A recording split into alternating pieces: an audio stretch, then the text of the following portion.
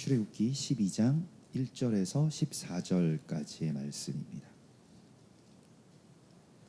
여호와께서 애굽 땅에서 모세와 아론에게 일러 말씀하시되 이달을 너희에게 달의 시작 곧 해의 첫 달이 되게 하고 너희는 이스라엘 온 회중에게 말하여 이르라. 이달 열흘에 너희 각자가 어린 양을 취할지니 각 가족대로 그 식구를 위하여 어린 양을 취하되 그 어린 양에 대하여 식구가 너무 적으면 그 집의 이웃과 함께 사람 수를 따라서 하나를 취하며 각 사람이 먹을 수 있는 분량에 따라서 너희 어린 양을 계산할 것이며 너희 어린 양은 흠없고 1년 된 수컷으로 하되 양이나 염소 중에서 취하고 이달 열 나흔 날까지 간직하였다가 해질 때 이스라엘 회중이 그 양을 잡고 그 피를 양을 먹을 집 좌우 문설주와 임방에 바르고 그 밤에 그 고기를 불에 구워 무교병과 쓴나물과 아울러 먹되 날것으로나 물에 삶아서 먹지 말고 머리와 다리와 내장을 다 불에 구워 먹고 아침까지 남겨두지 말며 아침까지 남은 것은 곧 불사르라. 너희는 그것을 이렇게 먹을지니 허리에 띠를 띠고 발에 신을 신고 손에 지팡이를 잡고 급히 먹으라. 이것이 여호와의 유월절이니라. 내가 그 밤에 애굽 땅에 두루 다니며 사람이나 짐승을 막론하고 애굽 땅에 있는 모든 처음 난 것을 다 치고 애굽의 모든 신을 내가 심판하리라. 나는 여호와라. 내가 애굽 땅을 칠 때에 그 피가 너희가 사는 집에 있어서 너희를 위하여 표적이 될지라. 내가 피를 볼 때에 너희를 넘어가리니 재앙이 너희에게 내려 멸하지 아니하리라. 너희는 이 날을 기념하여 여호와의 절기를 삼아 영원한 규례로 대대로 지킬지니라. 아멘.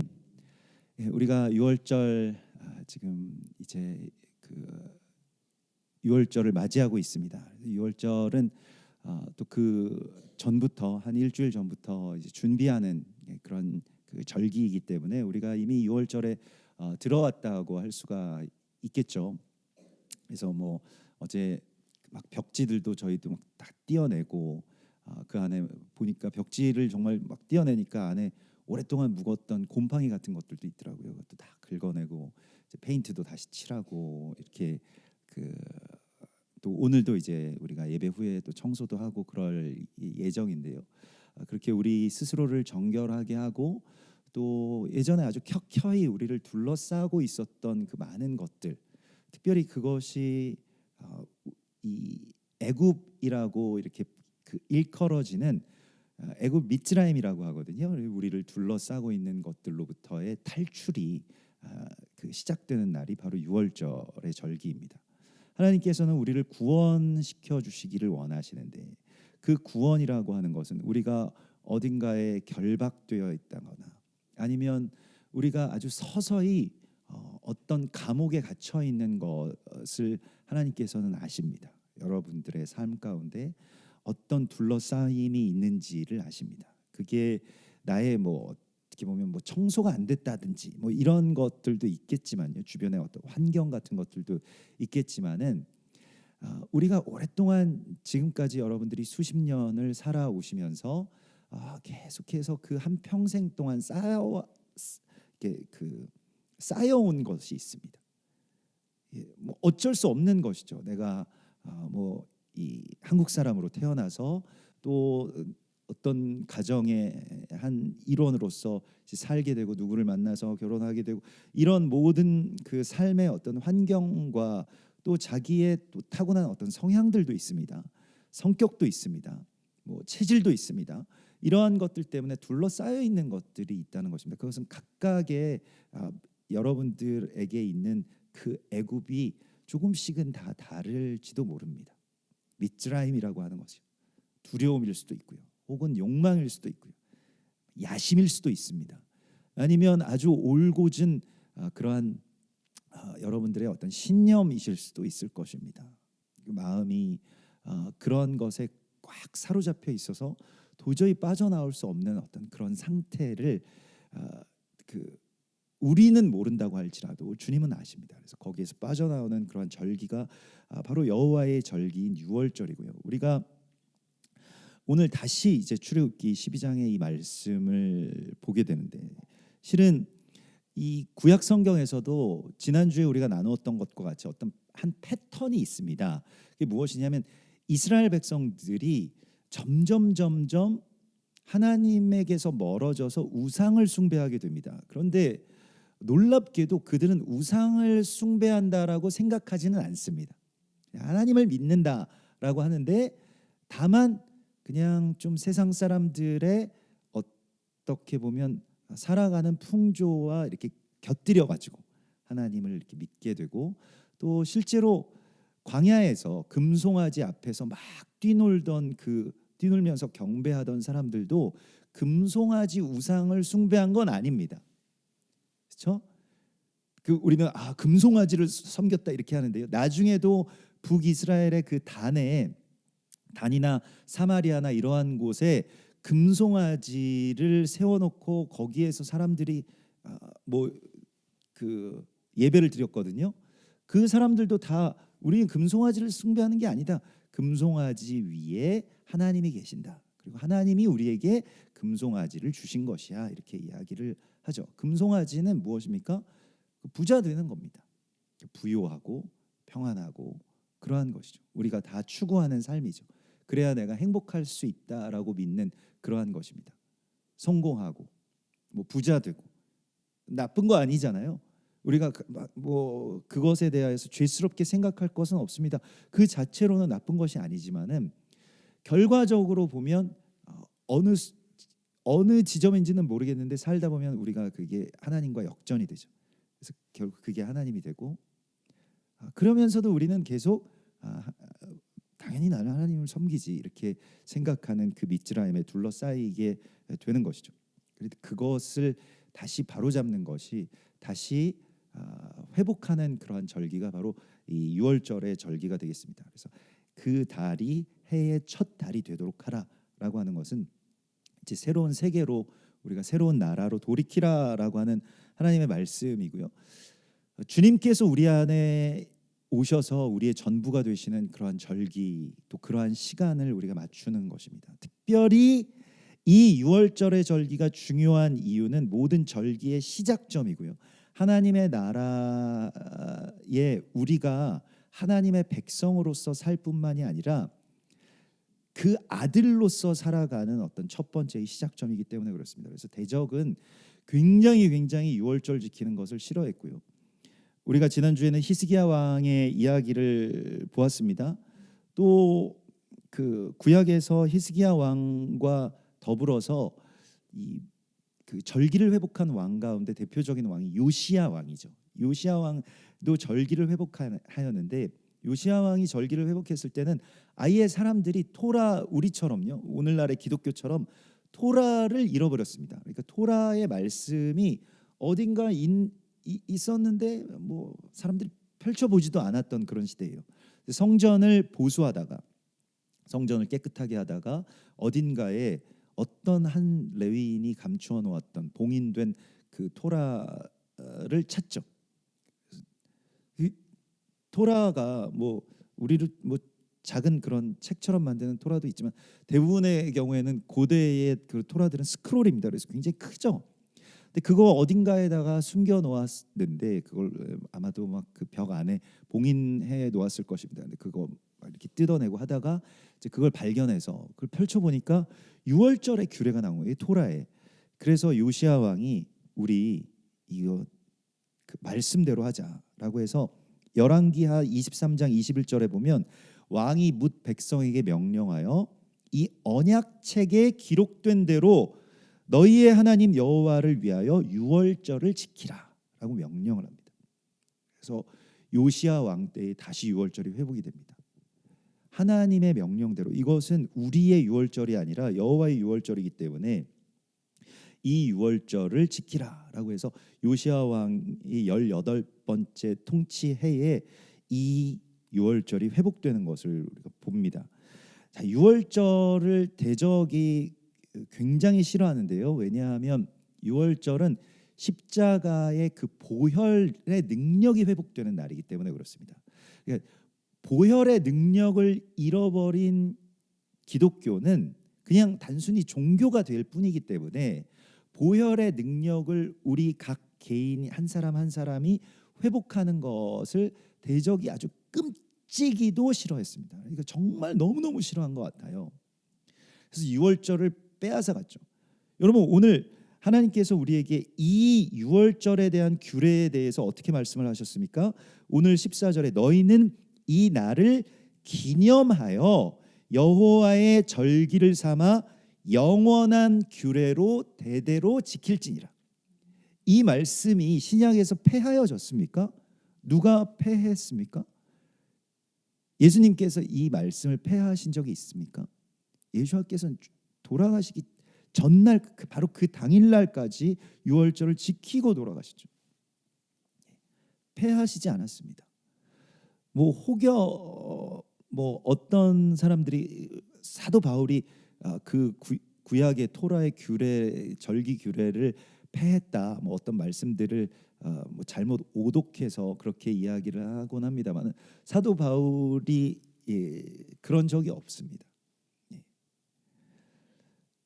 절기가 폐해진 것은 늘 말씀드리지만 콘스탄티누스 때고요.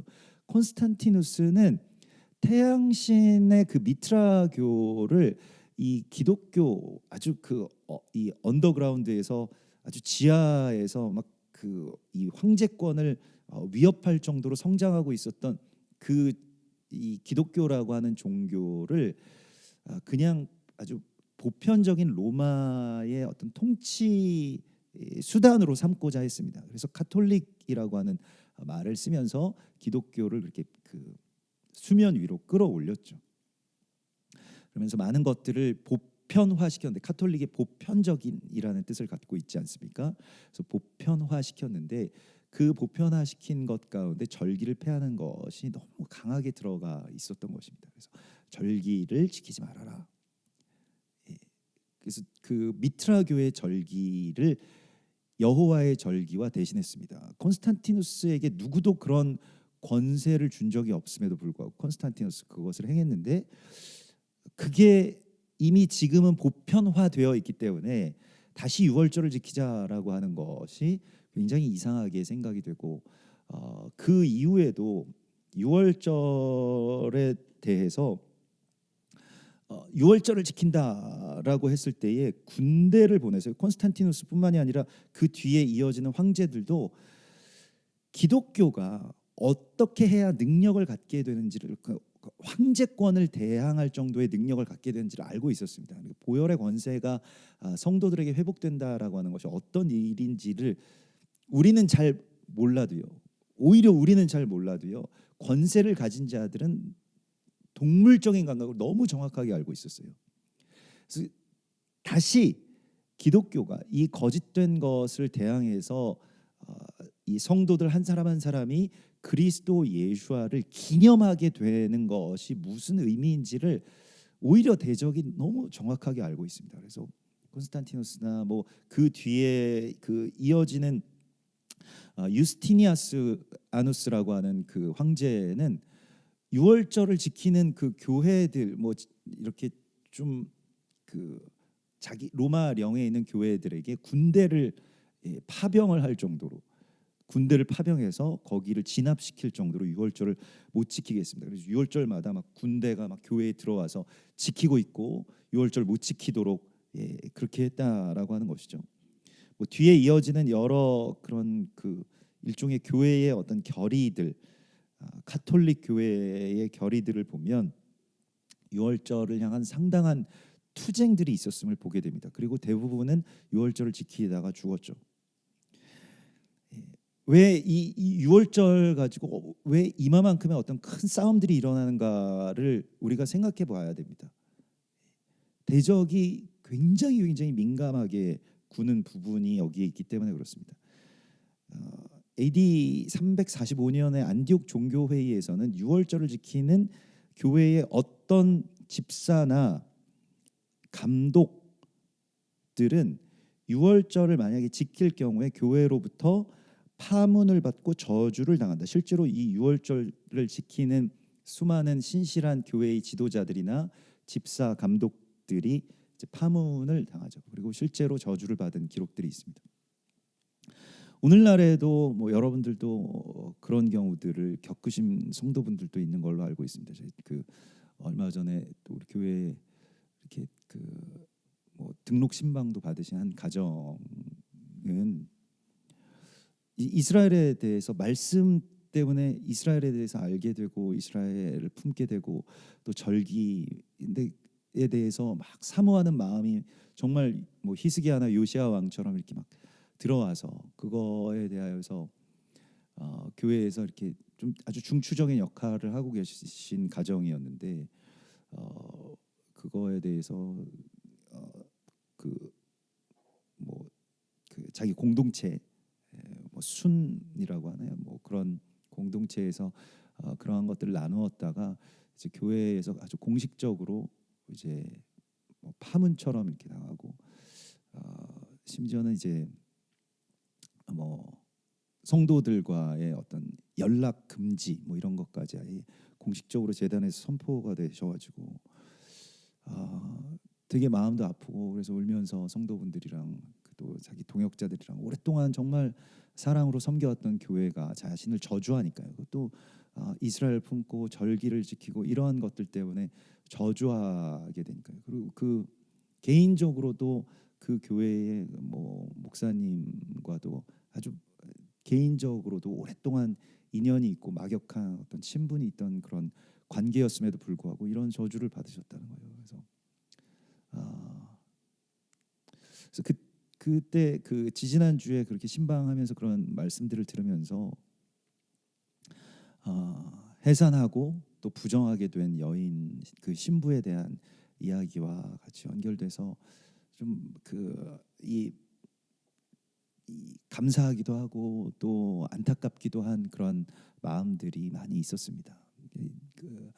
지금도 그런 싸움들이 뭐 예전에 안디옥 회의에서 종교 회의에서 일어났던 그런 일들이 오늘날의 기독교에서도 계속해서 일어나고 있죠.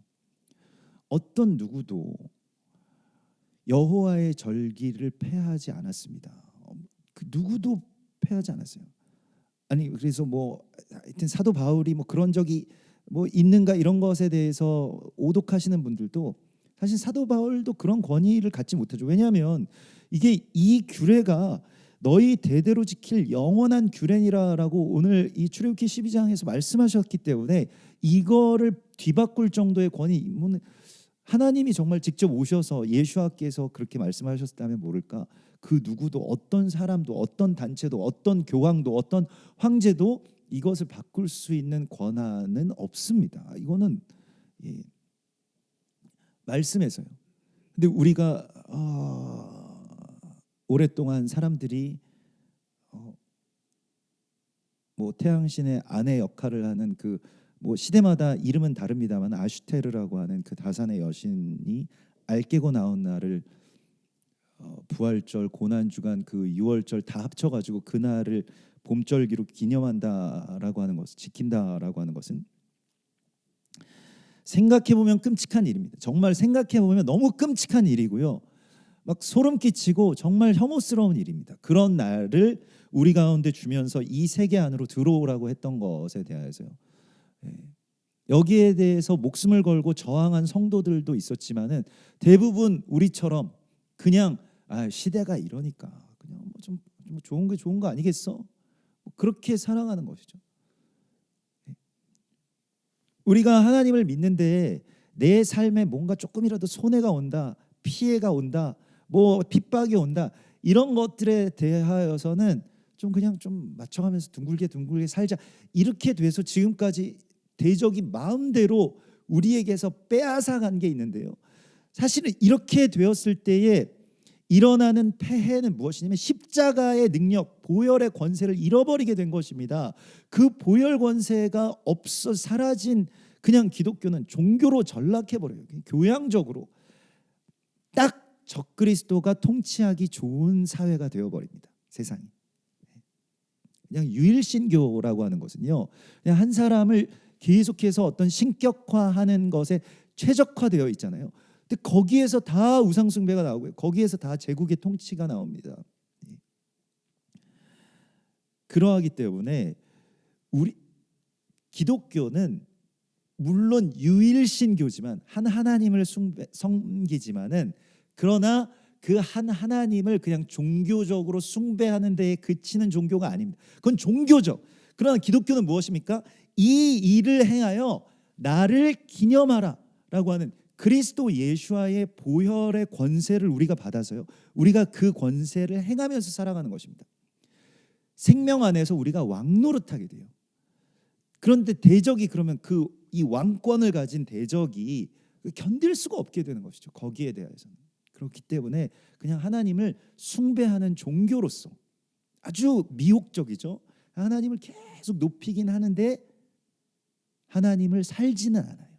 하나님으로서 그리스도 예수로서 너희가 다 신이라 하였거늘.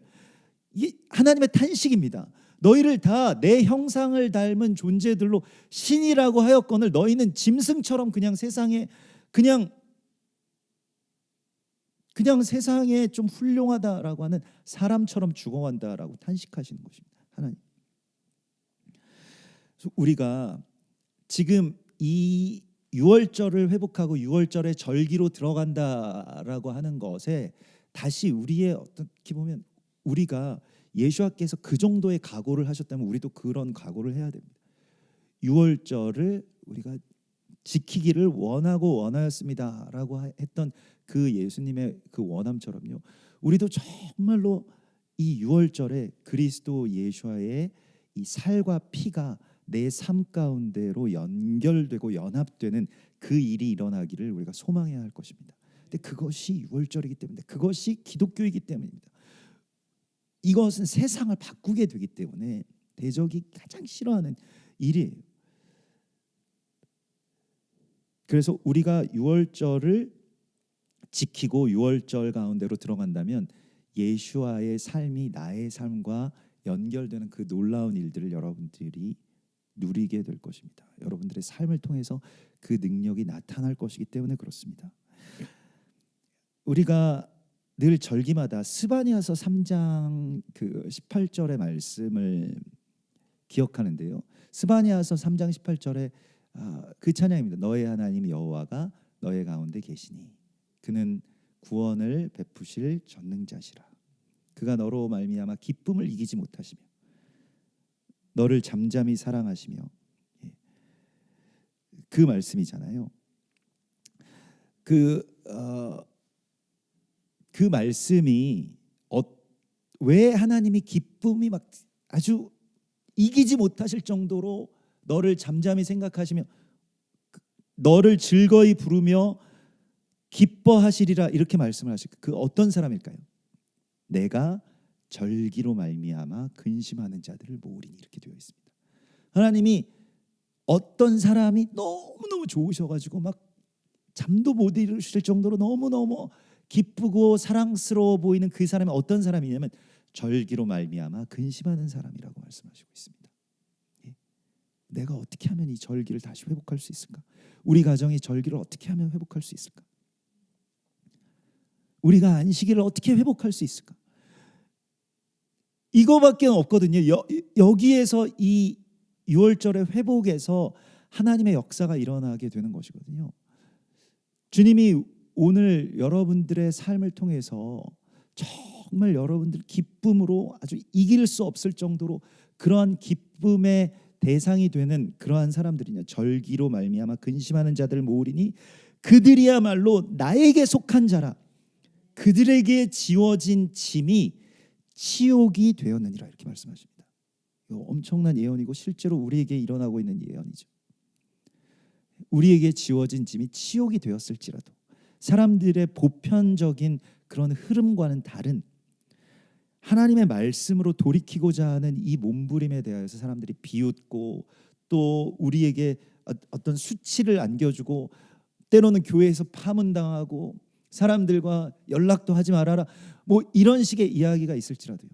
근데 제가 그래서 뭐 어제도 이제 샤반 예배 오셨길래 뭐 이렇게 여쭤봤는데요. 이제는 근데 이 항상 그 지하철역에 매일 나가셔서 피켓을 들고 전도를 하신대요. 근데 피켓을 들고 전도를 하시는데 거기에 한세 사람 메시지가 빼곡하게 쓰여져 있습니다. 우리 유대인과 이방인이 그리스도 예수 안에서 하나가 되는 한세 사람, 우리가 이것으로 돌이켜야 됩니다. 이런 메시지가 빼곡히 써 있어요. 그래서 그거 들고 큰 피켓 들고 그렇게 그 전도를 하시는데 교회 다니시는 분들이 이제 물어본다는 거예요. 이단 같지는 않은데 이게 다 말씀에 나와 있으니까 뭐 에베소서 2장 말씀은 다 나와 있으니까 로마서 11장.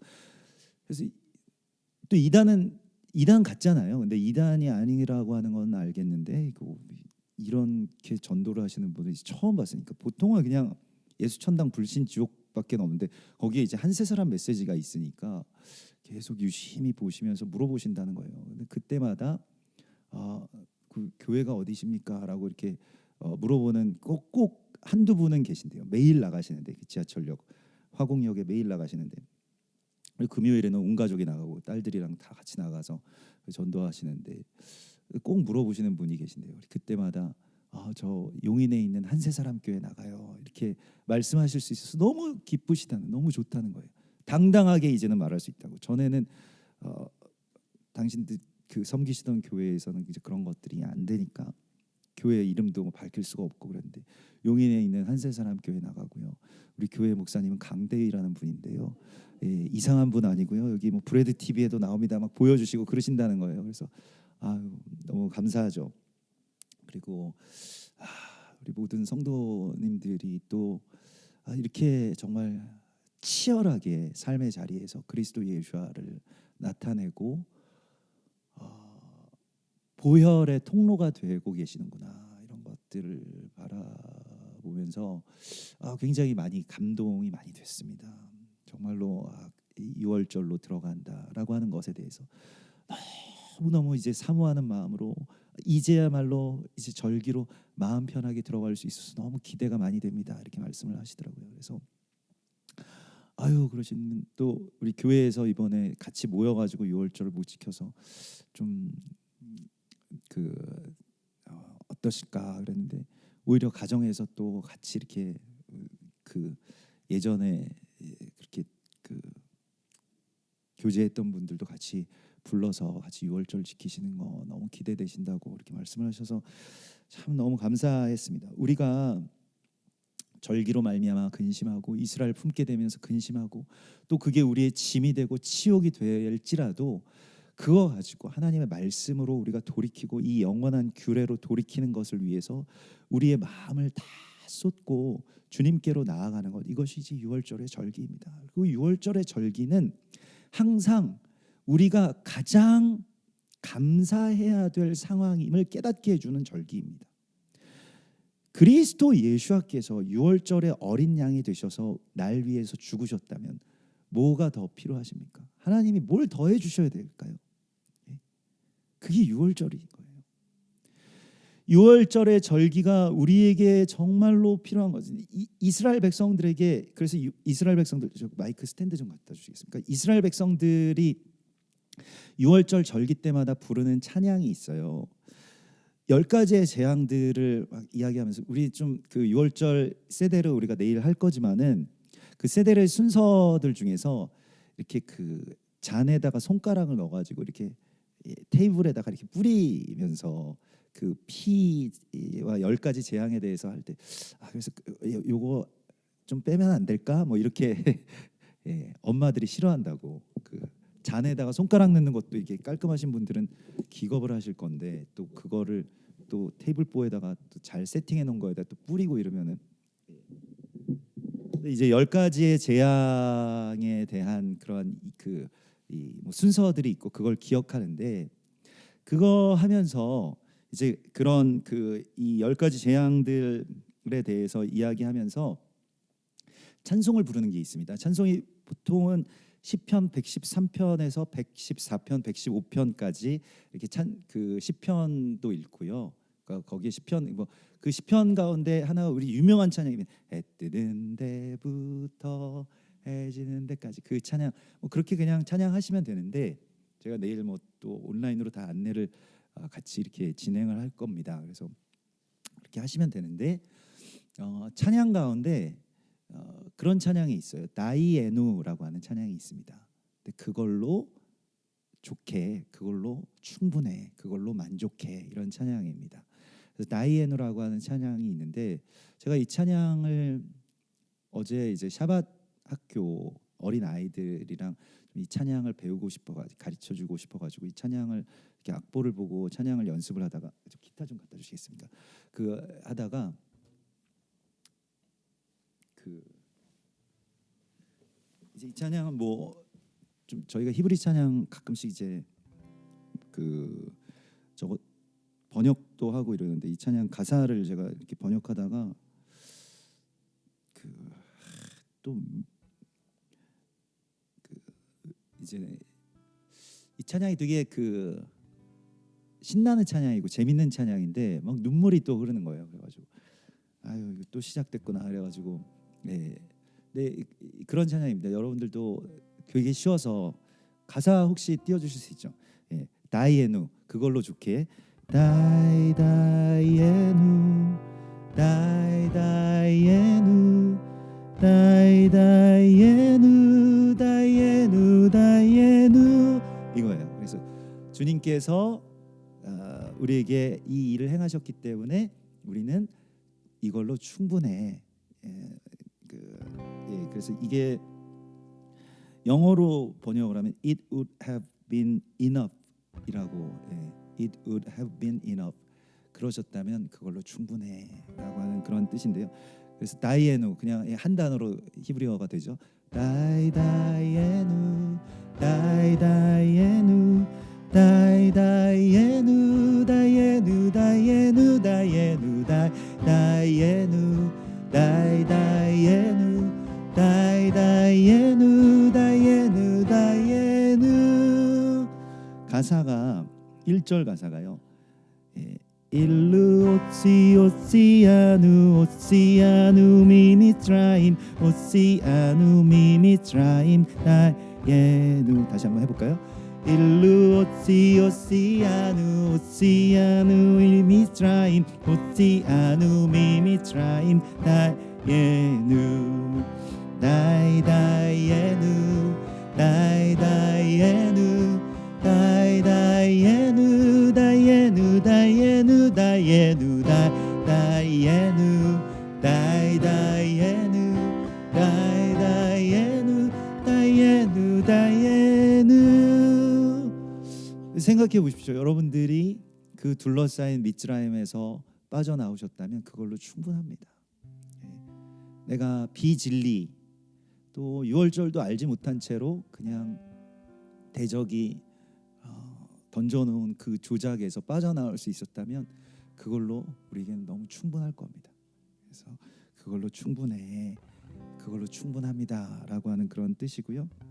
또 2절 원래는 이제 뭐 2절, 3절, 4절, 5절, 6절, 7절 이렇게 있는데 이거 5절인데 대표적인 한 절인데 무엇이냐면 일루 나탄야누 나탄야누 에타토라 나탄야누 에타토라 다이 다시 한번 일루 나탄 나탄야누 나탄야누 에타토라 나탄야누 에타토라 다이에누 다이에누 다이에누 다이에누 다이에누 다이에누 다이에누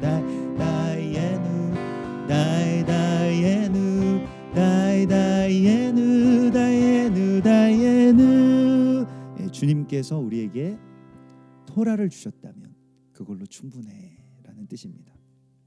우리가 잃어버렸던 토라를 다시 되찾았잖아요.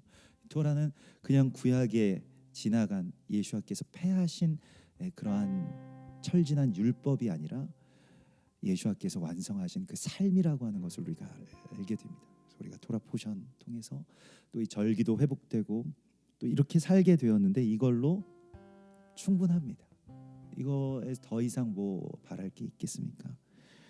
그래서 제가 한국말로 번역을 했는데 히브리어로 하시다가 나중에 집에서 한국말로도 해보시면 좋겠어요. 우리를 모두 애굽에서 건지셨다면 만족해. 다이다이에누 다이다이에누 다이다이에누 다이에누 다이에누 다이에누 다이에누 다이다이에누 다이다이에누 다이에누 다이에누 주님께서 주셨다면 우리에게 이 토라를 주셨다면 만족해. 다이다이에누 다이다이에누 다이다이에누 다이에누 다이에누 다이에누 다이에누 다이다이에누 다이다이에누 다이에누 다이에누. 아멘. 그 6월절의 그 밤에 아직 출애굽하기 전에 이스라엘 백성들에게는 허리에 띠를 띠고 지팡이를 잡고 서서히 양식을 먹으라고 말씀을 하셨죠. 6월절 세대를 하라고 말씀을 하셨죠. 근데 그 이후에 출애굽한 백성들이 6월절을 지킬 때에는요, 다 풀고 거의 반쯤 누워서 옆에 있는 가족들, 식구들의 어깨나 가슴에 얼굴을 기댄 채로 반쯤 누워서 이 세데르를 하라고 말씀을 하셨습니다. 예수와께서 잡히시던 날 그 밤에 가룟 유다는 그렇게 앉아서 먹을 수가 없었어요.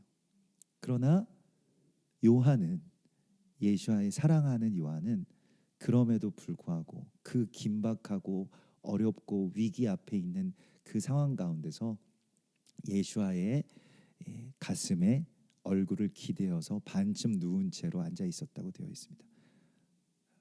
예수와께서 세데르를 진행하셨다면요, 예수와의 왼쪽에는, 사람들이 보기에는 오른쪽이지만 왼쪽에는 빈 자리였을 것이고요, 거기는 엘리야의 자리입니다.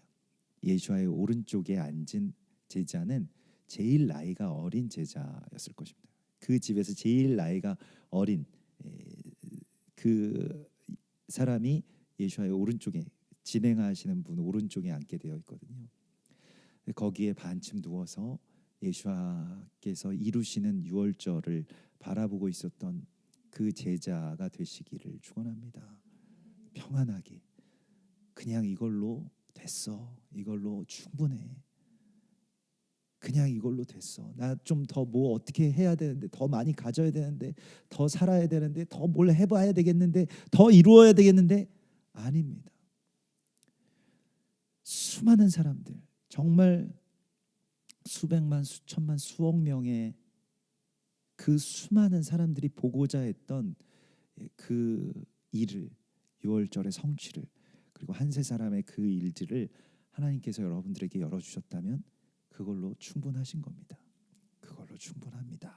주님, 저에게 이 유월절에 소박한 식탁이 있고 같이 지킬 수 있는 동역자들이 계시고 또 이러한 교회가 있다면, 또 이러한 말씀이 있다면 그걸로 충분합니다 라고 그렇게 고백하시는 충분한 다이에노의 유월절이 되시기를 주님의 이름으로 축원합니다.